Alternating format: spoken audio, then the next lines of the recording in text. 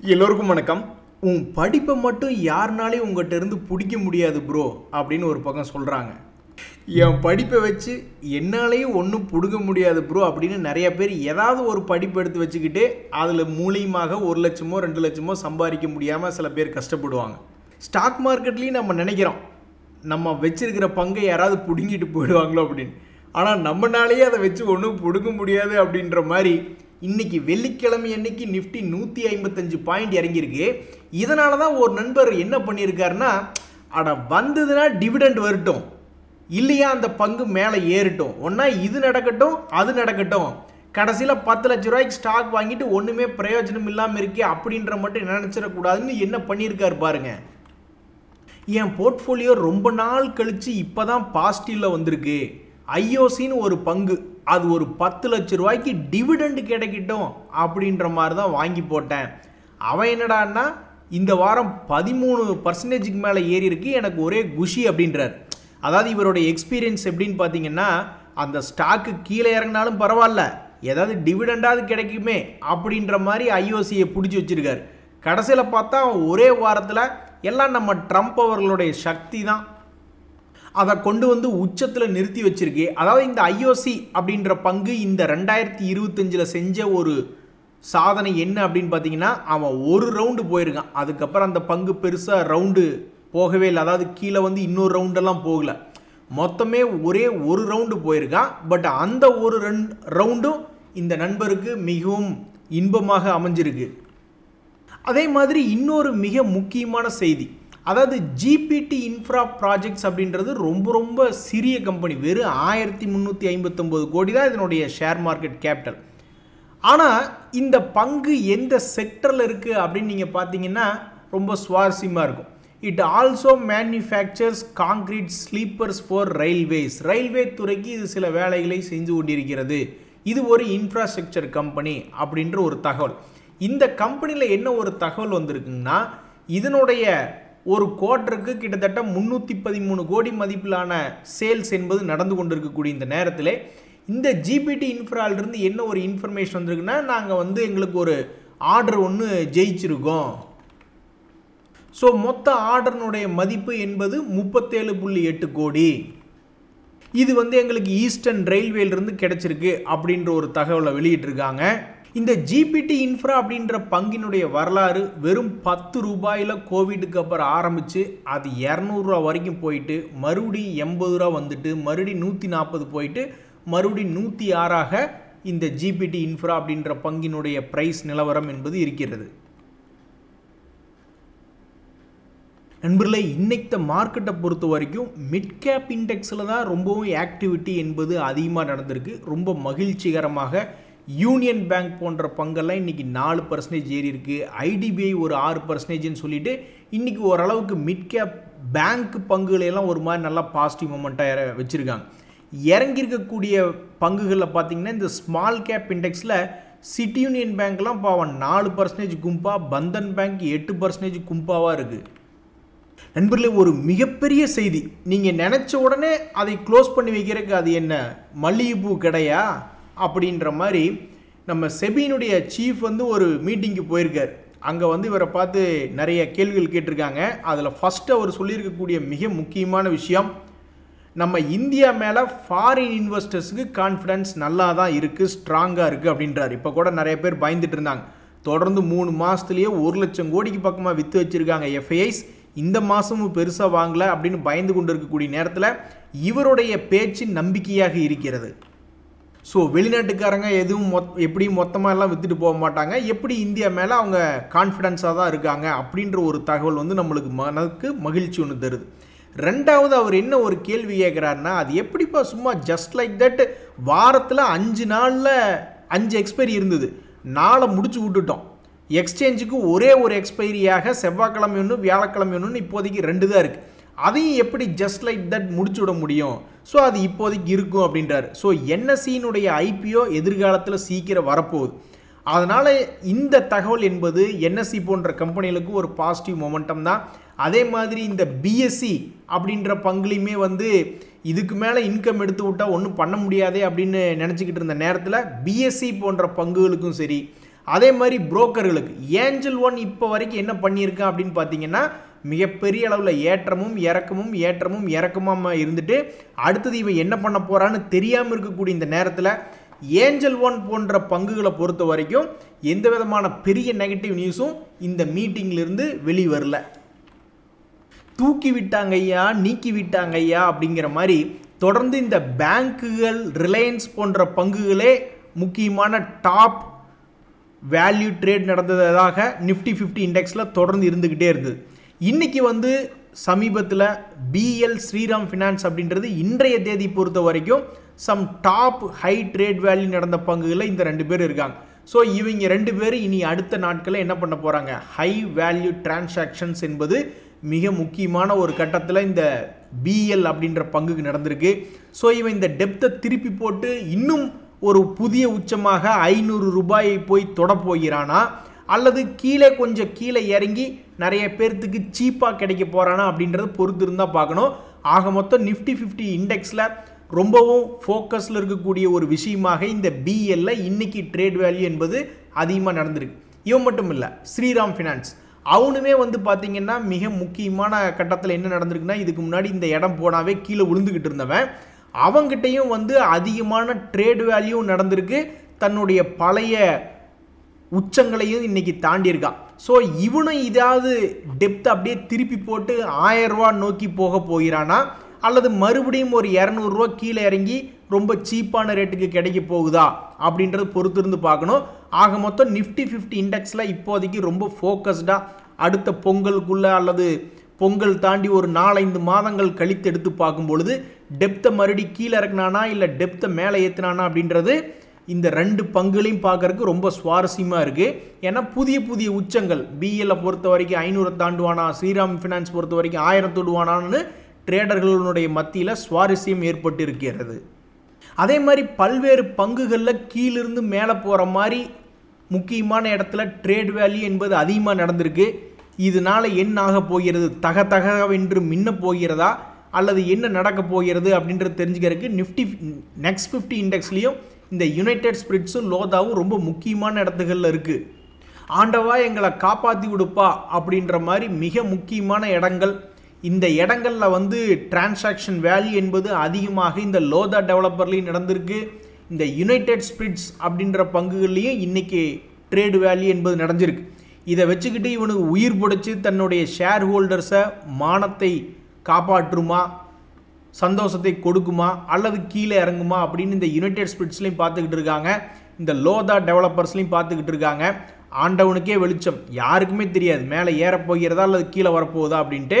But இன்றைய தேதியில் எந்த பங்குகளில் அதிகமாக ட்ரேட் வேல்யூ நடந்திருக்கு முக்கியமான ஒரு டேர்னிங் பாயிண்டில் அப்படின்ற மாதிரினா இந்த லோதா டெவலப்பர்ஸ் போன்ற பங்குகளில் இன்றைக்கி ட்ரேட் வேல்யூ என்பது நடந்திருக்கு. இனி ஆண்டவன் விட்ட வழின்னு பாவம் அந்த ஷேர் ஹோல்டர்ஸ் எல்லாம் உட்காந்துக்கிட்டு இருப்பாங்க ஆண்டவா அப்படின்னு.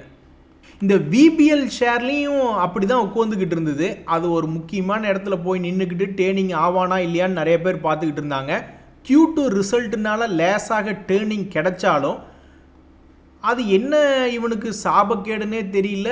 கரெக்டாக 2 days மூவிங் ஆவரேஜ் இவனால் பல முறை தாண்ட முடியல. 1-2னா பரவாயில்ல, இப்படி தொடர்ந்தவா ஃபெயில் ஆவாங்க அப்படின்ற மாதிரி இந்த வருண் பெவரேஜஸ் போன்ற பங்கு தாண்ட முடியல. பட் இதனுடைய தகவல் என்னென்னா இவனும் கீழிருந்து மேல் நோக்கி ஏறி வந்தவன் தான். ஸோ அது மாதிரி ஏதாவது நடக்குமா அப்படின்னு பல பங்குகளில் ட்ரேடர்கள் பார்த்துக்கிட்டு இருக்காங்க. நண்பர்களே இதை கேளுங்க, இன்னைக்கு மார்க்கெட்டில் எங்கே ஆக்டிவிட்டி அதிகமாக இருந்தது அப்படின்னு பார்த்தீங்கன்னா மிட் கேப் பங்குகளில் தான் இன்றைக்கி அதிகமான ஆக்டிவிட்டி. இந்த பிஎஸ்சி ஷேர்லாம் அதிகமான ட்ரேட் வேல்யூ நடந்திருக்கு. அதுக்குண்டான நியூஸை இப்போ பார்த்தோம் இல்லையா, செபியினுடைய தகவல்கள் நினச்சாப்பில் உடனே உங்களுக்கு வீக்லி ஆப்ஷனை க்ளோஸ் பண்ணிட முடியுமா, அதை நம்பி பல ட்ரேடர்கள் இருக்காங்கன்னு அவங்களேவும் ஒரு சப்போர்ட்டிவாக பேசியிருக்காங்க. இதனால் அந்த வீக்லி ஆப்ஷனை தூக்க மாட்டாங்க அப்படின்ற ஒரு தகவல்களை நம்ம தெரிஞ்சுக்கிறோம். அதனால் பிஎஸ்சியில் அதிகமான ட்ரேட் வேல்யூ என்பது நடந்திருக்கு.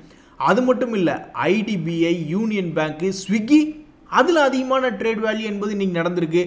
ஐடிஎஃப்சி ஃபர்ஸ்ட் பேங்க்கு அவன் பாட்டுக்கு கீழே கடந்துக்கிட்டு இருந்தான். அப்புறம் பார்த்தா இப்போ நடுவால் நின்றுட்டு இங்கே ட்ரேட் வேல்யூ என்பது அதிகமாக நடந்துக்கிட்டு இருக்குது. அப்போ இப்போ என்ன ஆகுதுன்னா 100 ரூபாயை ஃபஸ்ட்டு போய் தொடுவானா இல்லை மறுபடியும் கீழே 50 ரூபா வருவானான்னு தெரிஞ்சுக்கிறதுக்கு ரொம்ப சுவாரஸ்யமான விஷயமாக மிட் கேப்பில் இத்தனை பங்குகள் இருக்குது இன்றைக்கி. ஸோ இந்த செய்திகள்லாம் அடுத்தடுத்த நாட்களில் இந்த மிட் கேப் இதெல்லாமே ஃபேமஸான மிட் கேப் பங்குகள் தான். அடுத்தது இந்த பங்குகளுடைய மூவ்மெண்ட் எப்படி இருக்குன்னு தெரிஞ்சுக்கிறதுக்கு ரொம்ப ஆர்வமாக இருக்குது.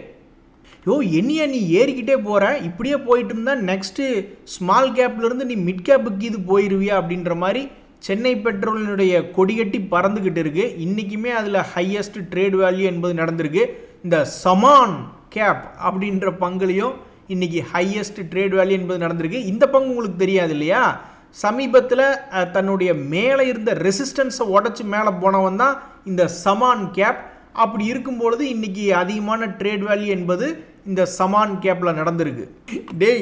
நாங்கள்லாம் மறந்தும் கூட குட்டி குட்டி பங்குகளெல்லாம் நாங்கள் வாங்கிடக்கூடாது, மைக்ரோ கேப் பென்னி ஸ்டாக்ஸ் எல்லாம் நாங்கள் வாங்கக்கூடாதுன்னு நினச்சிக்கிட்டு இருக்கிற ஆளுகடா நாங்கள். ஆனால் மைக்ரோ கேப் இண்டெக்ஸினுடைய நியூஸ்கள் வாசிக்கும் போது சில பங்குகளெல்லாம் பார்க்கும்போது எங்கள் கண்ணில் தண்ணி வந்துக்கிட்டு இருக்கு. அதாவது டிடி பவர்சிஸ் அப்படின்ற ஒரு பங்கு.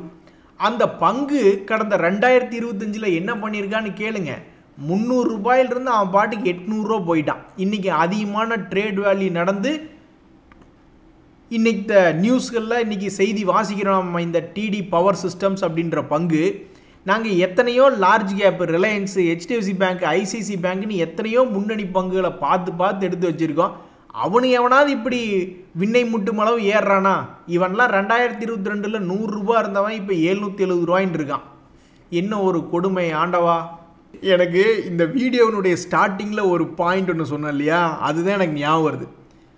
உன் படிப்பை மட்டும் யாரும் எடுத்துட முடியாதுரா, அப்படின்னு உங்கள்கிட்ட பிடுங்க முடியாதுரா அப்படின்னு ஒரு டயலாக் ஒன்று இருக்குது. அந்த படிப்பை வச்சு என்னாலேயே ஒன்றும் பிடுங்க முடியாதுரா அப்படின்ற மாதிரி நம்மகிட்ட இருக்கக்கூடிய பங்குகளை அதிகமான விலைக்கு எவனாவது பிடுங்கிட்டு போயிடுவானோ அப்படின்னு நம்ம பயந்துட்டு இருக்க வேண்டிய அவசியமே இல்லை போல். அது எவனுமே நம்மகிட்ட அதிகமான விலைக்கு பிடுங்க மாட்டானுங்க போல்.